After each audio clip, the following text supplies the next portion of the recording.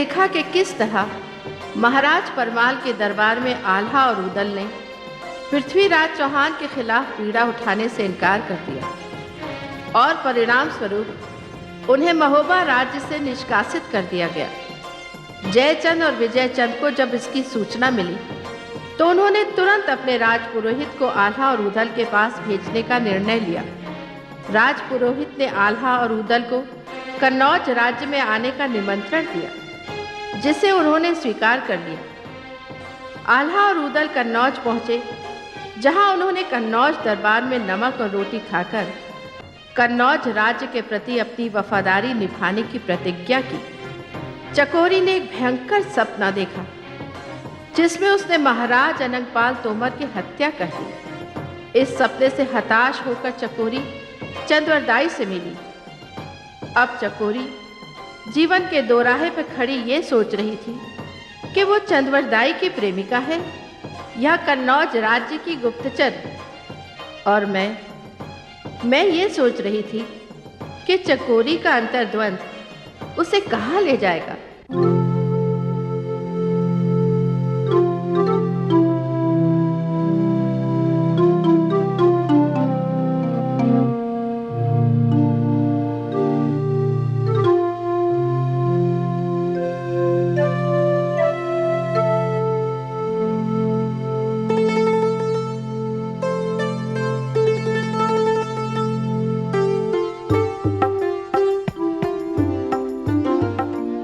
ये तो मैं जानता हूं कि महोबा नरेश महाराज परमाल किसी राजकुमारी का स्वागत करने आए थे। अगर आप आज्ञा दें तो उनकी अनुपस्थिति में मैं आपका स्वागत करता हूं।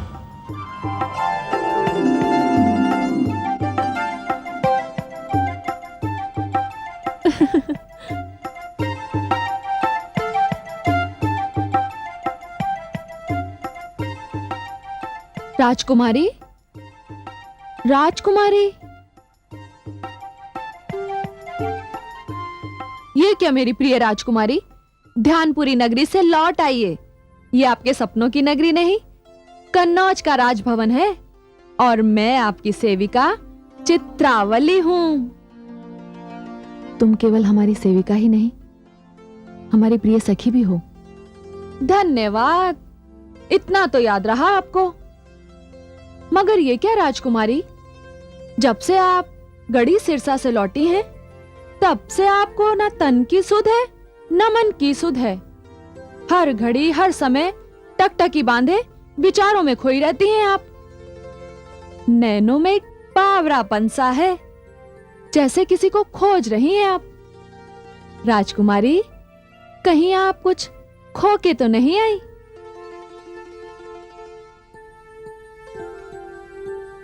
तुझे कैसे पता चला कि हम वहां कुछ होकर आए हैं?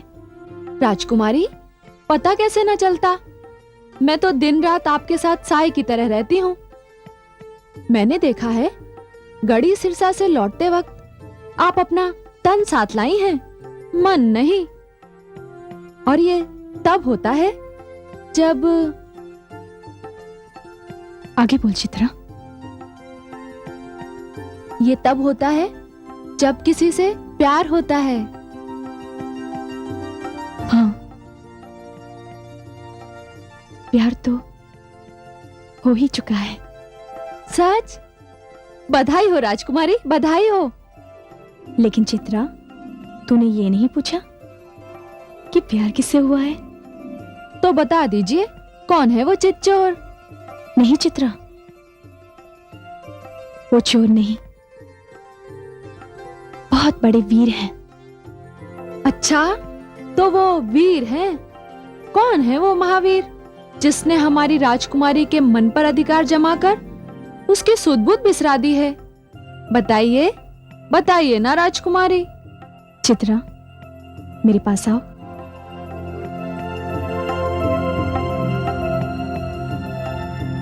अब सुन उनका नाम। वो हैं वीर शिरोमणि महाराज पृथ्वीराज चौहान। क्या कहा? क्या कहा आपने? महाराज पृथ्वीराज चौहान? हाँ, वही तो है मेरे सपनों के देवता। राजकुमारी, आपने ये बात यूं ही कह डाली या इसमें कुछ वास्तविकता है? चित्रा, क्या मेरी हालत देखकर भी तू अनुमान नहीं लगा पा रही? यानी कि सचमुच आप महाराज पृथ्वीराज चौहान के साथ प्यार करने लगी हैं? चित्रा, प्यार किया नहीं जाता, हो जाता है। मुझे भी हो गया है। तो सच कहा है किसी ने कि प्रेम अंधा होता है। तू कहना क्या चाहती है? राजकुमारी, आपने ये बात मेरे सामने कह दी, मगर किसी और के सामने मत कहिएगा। एक शत्रु के साथ में प्रेम संबंध जोड़कर आपने अपनी प्रेम कहानी की शुरुआत तो कर दी, मगर साथ ही साथ उसका अंत भी कर दिया आपने।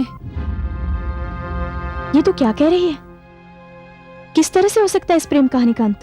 राजकुमारी, प्रेम की डगर बड़ी कठिन होती है। कदम कदम पर संकट आते हैं इसमें। अभी तो आपने एक कदम ही बढ़ाया है इस राह में। तीर कमान से छूटा नहीं है। लौट आइए राजकुमारी। नहीं चित्रा, तीर तो कमान से निकल चुका है। अब हम वापस नहीं आ सकते। हमने तो अपना मन उनके चरणों में रख दिया है। मन बड़ा चंचल होता है राजकुमारी, पागल होता है, मगर उसे समझाइए राजकुमारी। कैसे समझाएं? अब अपने मन पर हमारा अधिकार नहीं रहा। हमारा मन तो किसी और का हो चुका है। मगर राजकुमारी, कन्नौज और इंद्रप्रस्थ के बीच दुश्मनी और नफरत की ऐसी दीवार खड़ी है जहां पे प्रेम का पेड़ फल नहीं सकता। सब जानते हैं इस दुश्मनी का अंत युद्ध के बिना नहीं हो सकता। महाराज पृथ्वीराज चौहान को समाप्त करने की योजनाएं इस महल में दिन रात बनाई जा रही हैं। युद्ध किसी भी समय छिड़ सकता है।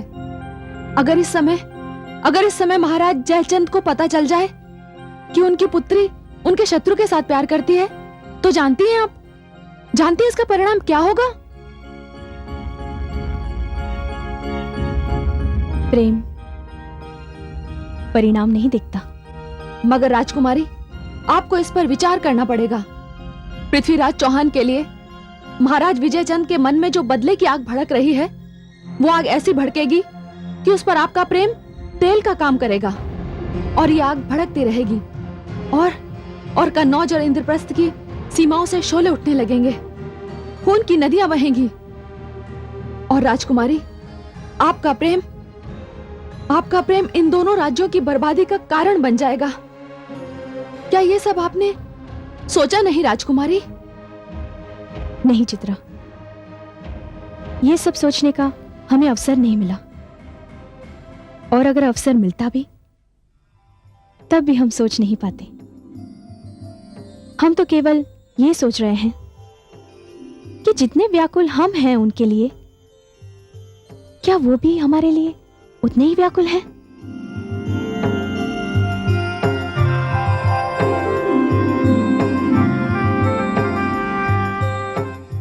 एक अंगरक्षक के प्राण बचाने के लिए, एक बहन को दिया हुआ वचन निभाने के लिए अपने प्राणों की बाजी लगाकर शत्रु के गढ़ में तन्हा शेरों की तरह उतरने वाला सूरमा इस धरती पर हर दिन पैदा नहीं होता। हमने आपके और महाराज परमाल के बीच हुए संवाद को सुन लिया था। अपनी मां की कोख को धन्य करने वाले महाराज पृथ्वीराज, हम श्रद्धा से आपको प्रणाम करते हैं। हम कन्नौज नरेश महाराज जयचंद राठौर की पुत्री संयोगिता है।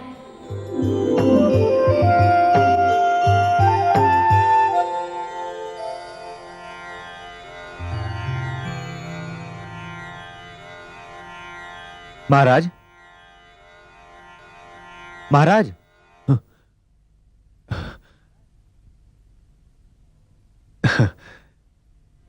आओ आओ मित्र, कवि चंद वरदाई, आओ। इस समय तुम्हारा यहां आना हमारे लिए किसी वरदान से कम नहीं है। बड़ा भाग्यशाली हूं मैं। मगर महाराज, बात क्या है? आप किसी गंभीर सोच में डूबे हुए थे। सोच में नहीं मित्र, किसी के ध्यान में। हाँ, वो तो मैं देख ही रहा था कि आप अपने ध्यान में यहां नहीं, कहीं और थे। महाराज, रात का पहर, जब सारा संसार नींद के सागर में डूबा हुआ है, वातावरण में एक खामोशी की लहर सी छाई हुई है, और ऐसे में अगर कोई ध्वनि सुनाई देगी तो वो सिर्फ दिल की धड़कन की होगी। हाँ कविराज, बस दिल ही तो धड़क रहा है, और उस धड़कन में नाम है किसी का। महाराज, बड़ा अजीब सा वातावरण है आज की रात का। एक तरफ आकाश पर चंद्रमा जाग रहा है और दूसरी तरफ आप। हम भी तो अपने चंद्रमा के लिए जाग रहे हैं कविराज। आपका चंद्रमा? हाँ, हमारा चंद्रमा, जो इस समय कन्नौज के आकाश पर चमक रहा है, और हम इतनी दूर से केवल अपनी कल्पनाओं में देख पा रहे हैं उसे। तब तो आपको बधाई। किस बात की बधाई मित्र? हम तो किसी के ध्यान में डूबे, किसी की स्मृति में बेचैन, किसी के लिए व्याकुल हैं। क्या इस बात की बधाई? नहीं महाराज, बधाई इस बात की कि आपने एक बार फिर अपनी अद्भुत वीरता का परिचय दिया है। वो कैसे? अपने सबसे बड़े शत्रु के घर प्रेम का न्योता भेजने का ऐसा साहस, ऐसा जानलेवा प्रेम तो केवल पृथ्वीराज चौहान ही कर सकता है। जानलेवा प्रेम? ये क्या कह रहे हैं आप?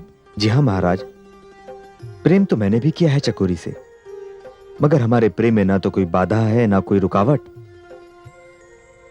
मगर आपका राजकुमारी संयोगिता से प्रेम, अपने शत्रु महाराज जयचंद की पुत्री से प्रेम, ये प्रेम तो तलवार की धार पर ही परवान चढ़ेगा महाराज। ऐसा प्रेम तो कोई आप जैसा सूरमा ही कर सकता है। चंद्रवरदाई, हम राजकुमारी संयोगिता से मिलना चाहते हैं। महाराज, राजकुमारी संयोगिता से मिलने की इच्छा तो उस बालक के हट के समान है जो चांद को छूना चाहता है, जो नामुमकिन है। हम इस नामुमकिन को मुमकिन बना देंगे। चंद्रवरदाई, हमें कोई उपाय बताओ, हम राजकुमारी के दर्शन करना चाहते हैं। नहीं महाराज, मैं ये पाप नहीं कर सकता। पाप? कैसा पाप? जी हां महाराज, मैं आपका मित्र हूं, और मुझे याद नहीं कि पिछले जन्म में मेरा और आपका कोई बैर था जिसका बदला मुझे इस जन्म में लेना है। आपको उपाय बताने का अर्थ है सीधे मौत को दावत देना। देखो कविराज, अगर बेचैनी बढ़ेगी तो वो पागलपन का रूप धारण करेगी ही। अगर आपने हमें कोई उपाय नहीं बताया तो हम सारी सीमाओं को तोड़कर कन्नौज चले जाएंगे। तो क्या ये पागलपन इस सीमा तक पहुंच गया है? हम कुछ नहीं जानते, मगर यह सच है कि अब हम अपने आप को रोक नहीं पाएंगे कविराज। वीर शिरोमणि, आपने युद्ध के मैदान में तो अपनी वीरता के झंडे गाड़ दिए, और अब लगता है कि प्रेम के मैदान में कोई नया कीर्तिमान स्थापित करना चाहते हैं। मगर महाराज, ये आत्मघात करने का विचार आपके मन में आया कैसे?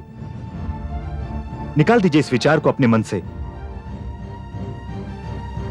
देखो मित्र, उपदेश की चांदी के स्पर्श से प्रेम का ज्वार और अधिक भड़कने लगता है। तुम या तो कोई उपाय बताओ जो इस दहकती हुई ज्वाला को शांत कर दे, या फिर विदा करो हमें कन्नौज के लिए। नहीं महाराज, नहीं। चंद्रवरदाई, तुम तो अच्छी तरह जानते हो कि पागल नदी और पृथ्वीराज सिर्फ आगे बढ़ना जानते हैं, पीछे मुड़ना नहीं। मैं समझ गया महाराज, मैंने अपने जीवन की सबसे बड़ी मूर्खता की जो इस समय आपके पास चला आया। अब अगर मैं महाराज अनंगपाल तोमर के पास जाकर आपकी शिकायत भी करूं तो भी आपका कन्नौज जाना तो निश्चित है। हाँ मित्र, हाँ, मगर महाराज आप ये मत भूलिए कि आप एक योद्धा हैं और एक योद्धा शस्त्र के बिना रणभूमि में नहीं जाता। रणभूमि? ये क्या कह रहे हो तुम कविराज? ठीक कह रहा हूं मैं महाराज। आप कन्नौज जरूर जाएंगे। सच? हाँ, मगर अभी नहीं। तो फिर कब चंद्रवरदाई, कब? महाराज, बसंत उत्सव आ रहा है। हमारे राज्य की तरह कन्नौज में भी बसंत उत्सव बड़ी धूमधाम से मनाया जाता है। वहां तलवारबाजी की प्रतियोगिता होती है और इस प्रतियोगिता में जीतने वाले वीर को राजकुमारी संयोगिता स्वयं अपने हाथों से पुरस्कार देती हैं। महाराज, कन्नौज जाने के लिए आपको बसंत उत्सव की प्रतीक्षा करनी होगी और इस प्रतियोगिता को जीतना होगा। उसके बाद राजकुमारी के दर्शन भी हो जाएंगे और उनके हाथों से आपको पुरस्कार भी मिल जाएगा।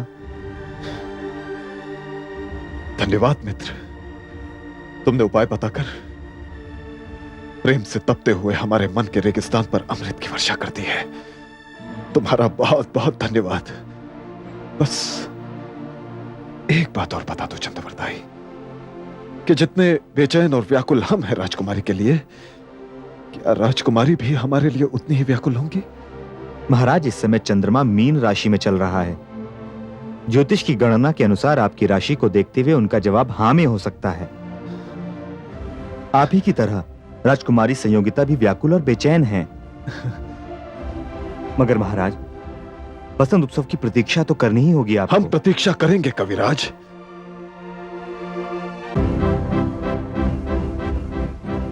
हम बसंत उत्सव की प्रतीक्षा करेंगे। वीर अलाउद्दीन, मैं आप दोनों योद्धाओं को इस वसंत उत्सव की शुभकामनाएं देता हूं। अन्नदाता, आपको भी हम कामना करते हैं महाराज कि ऐसे कई वसंत उत्सव आपके जीवन में आए। धन्यवाद। मैं आपसे यह पूछना चाहता हूं कि आपको कोई असुविधा, कोई कष्ट तो नहीं हुआ? ये क्या कह रहे हैं महाराज? जब से यहां आए हैं आराम ही आराम हो रहा है। हम योद्धाओं को तो इतना आराम कभी नहीं मिला। आप जैसे योद्धाओं का जो स्वागत होना चाहिए था, शायद हम उसका 10वां हिस्सा भी नहीं कर पाए। आप नहीं जानते कि आपके आने से पहले हमने कई बार राजसूय यज्ञ का आयोजन किया था, लेकिन इसमें सबसे बड़ी बाधा थी पृथ्वीराज चौहान। लेकिन अब हमें लगता है कि आपके आने से यह सब कुछ संभव हो जाएगा। अन्नदाता, हमारे होते हुए आपके किसी भी कार्य में कोई भी बाधा नहीं डाल सकता, चाहे वो पृथ्वीराज चौहान ही क्यों ना हो। अन्नदाता, हमने आपका अन्न और नमक ग्रहण किया है। हम आपको विश्वास दिलाते हैं और वचन देते हैं कि आपका शत्रु हमारा शत्रु है। अन्नदाता, यदि आपको पृथ्वीराज चौहान से कोई खतरा है तो चिंता मुक्त हो जाइए, क्योंकि आज तक पृथ्वीराज चौहान की तलवार ने जिन वीरों का सामना किया है उन्हें धरती चटाकर ही वापस म्यान में गई है। किंतु इस बार ऐसा नहीं होगा, क्योंकि इस बार उसका सामना आल्हा और उदल से है। आप देखेंगे अन्नदाता कि आपका अहंकारी शत्रु आएगा तो सर घमंड से उठाए हुए, लेकिन वो सर लेकर वापस नहीं जाएगा, क्योंकि उसका घमंडी सर कटकर आपके चरणों में पड़ा होगा। बस राव आला, ये बात सुनने के लिए हमारे कान तरस रहे थे। आज कन्नौज उस सागर की तरह है जिसमें हर नदी को लीन होना है और अपना अस्तित्व खो देना है।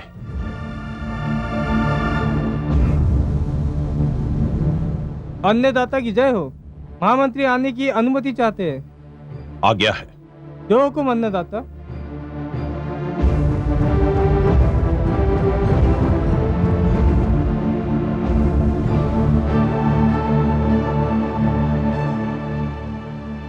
महाराज की जय हो। कहिए महामंत्री जी। महाराज, अगर आप आज्ञा दें तो मैं राव आल्हा और राव ओदल से एक निवेदन करना चाहता हूं। महामंत्री जी, आला और उदल हमारे विशेष अतिथि हैं। इस बात का ध्यान रखिए कि आप जो कुछ भी निवेदन करें वो इनके सम्मान के अनुरूप होना चाहिए। महाराज, राज्य में वसंत उत्सव हो रहा है, तरह तरह के आयोजन हो रहे हैं। इसी सिलसिले में कल तलवारबाजी की एक प्रतियोगिता रखी गई है, जिसमें देश विदेश से नौजवान राजकुमार अपनी तलवारों के जौहर दिखाने के लिए यहाँ आ रहे हैं। मेरा इन दोनों से ये निवेदन है कि अगर ये इस प्रतियोगिता के निर्णायक का आसन ग्रहण करें तो हमारे लिए बड़े सौभाग्य की बात होगी। महामंत्री जी, ऐसी प्रतियोगिता के लिए ये दोनों योद्धा निर्णायक बने, इससे अच्छा और क्या हो सकता है। वीरों का सम्मान वीर करें, इससे बड़ा वीरता का सम्मान और क्या होगा। अन्नदाता, आपने हमें इस योग्य समझा, इसके लिए बहुत बहुत धन्यवाद।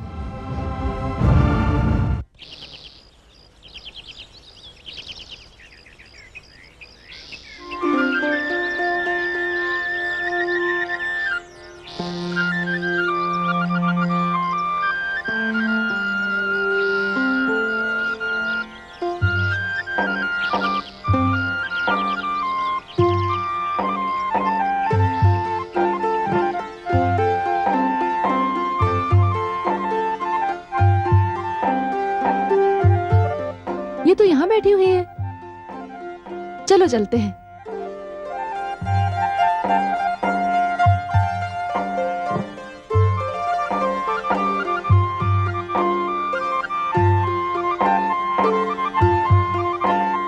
ये क्या राजकुमारी, आप यहाँ पे खड़ी हैं और हमने तो पूरा राजमहल छान मारा। हमें क्यों ढूंढ रहे हो? लो, अब कोई पूछे इनसे कि हम इन्हें ढूंढ क्यों रहे हैं। राजकुमारी, वसंत उत्सव आ गया है, हम आपके लिए गुलाल लाए हैं। नहीं,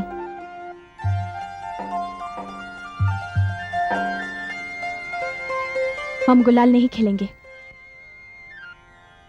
ये क्या राजकुमारी, वसंत उत्सव और आप गुलाल ना खेले, ये कैसे हो सकता है? हमारा मन नहीं चाह रहा है। इसका अर्थ ये हुआ कि हमें निराशी लौटना पड़ेगा। हाँ, हम विवश हैं। ठीक है राजकुमारी। ठहरो।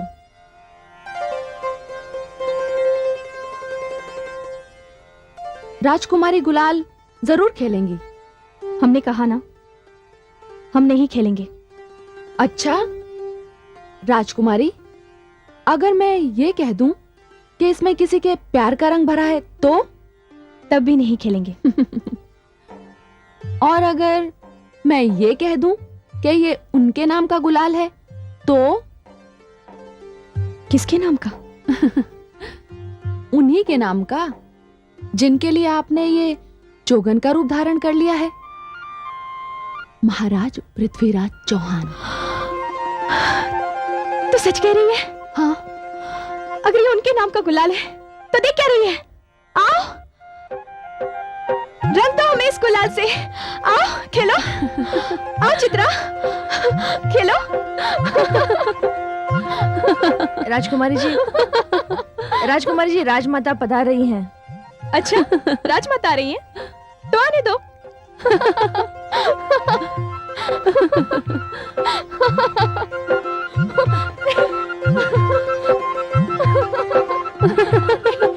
चित्रा।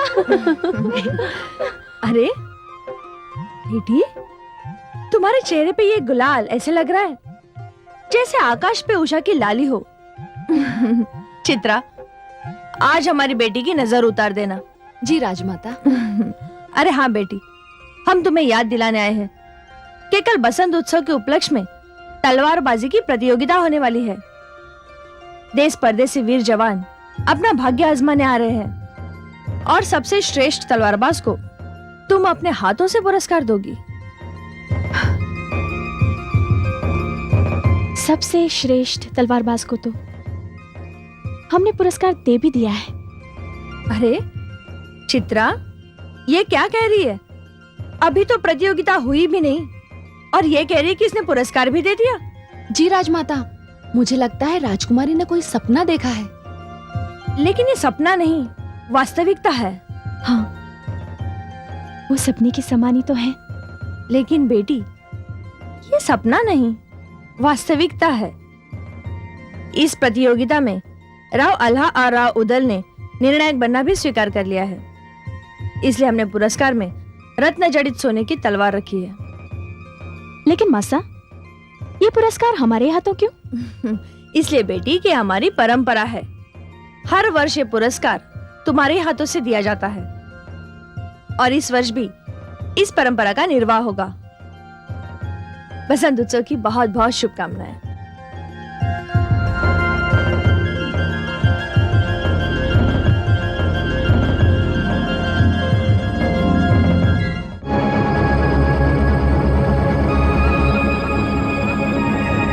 राठौर कुलभूषण, कन्नौज नरेश, महाराज जयचंद तथा महारानी सुनैना समारोह की मुख्य अतिथि राजकुमारी संयोगिता सहित पधार रहे हैं।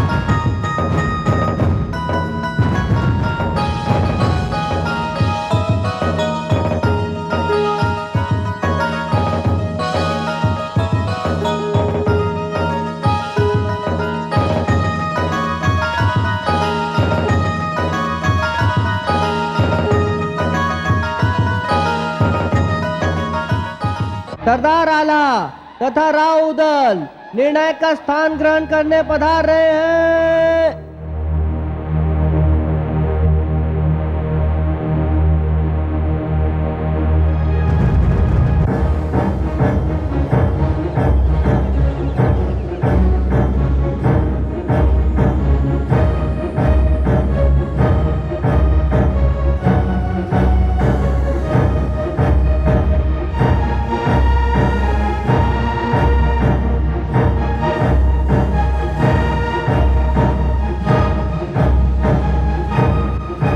मैं कन्नौज राज्य की ओर से इस क्रीड़ांगन में कन्नौज नरेश, राठौर कुलभूषण, महाराज जयचंद तथा राजकुमारी संयोगिता का अभिवादन करता हूं। इस समारोह में पधारे निर्णायक मंडल में श्री आल्हा और श्री उदल का स्वागत और अभिनंदन।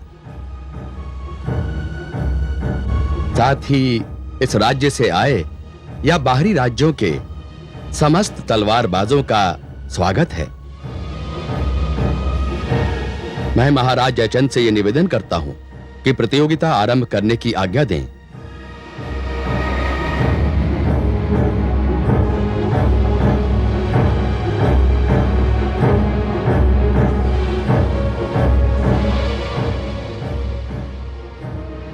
प्रतियोगिता आरंभ की जाए।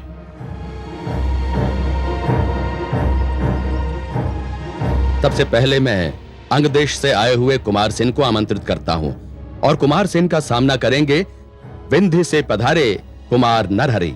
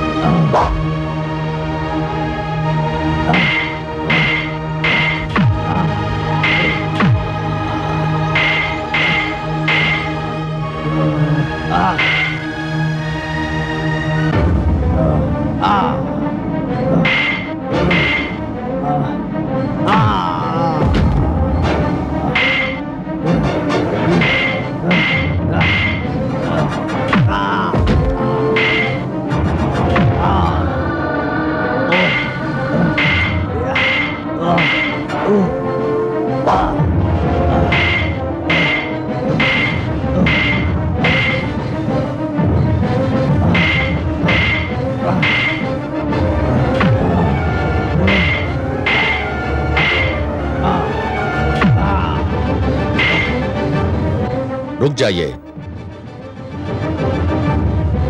आपने देखा इन दोनों तलवारबाजों ने किस प्रकार अपनी अपनी तलवारों के जौहर दिखाए। कहने को तो यह मुकाबला बराबरी पर समाप्त होता है, मगर इन दोनों में से श्रेष्ठ कौन है, इसका निर्णय करेंगे श्री आल्हा और श्री ऊदल।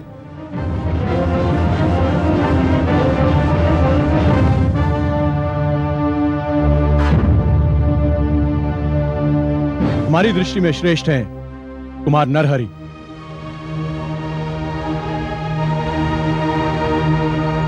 अब मैं आमंत्रित करता हूं पहाड़ी क्षेत्र से आए कुमार राणा को, और कुमार राणा का सामना करेंगे गुजरात के कुमार सुदेश्वर।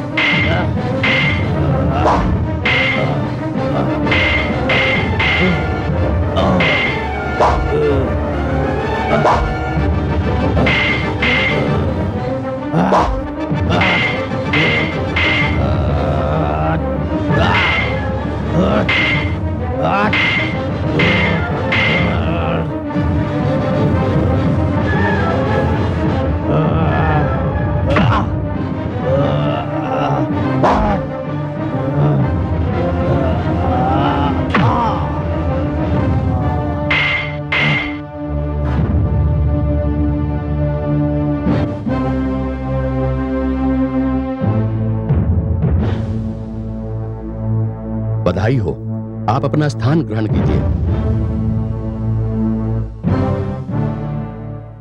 अब आपके सामने आ रहे हैं दक्षिण के कुमार वासुदेव, और उनका सामना करेंगे पाटलिपुत्र के कुमार धरती सिंह।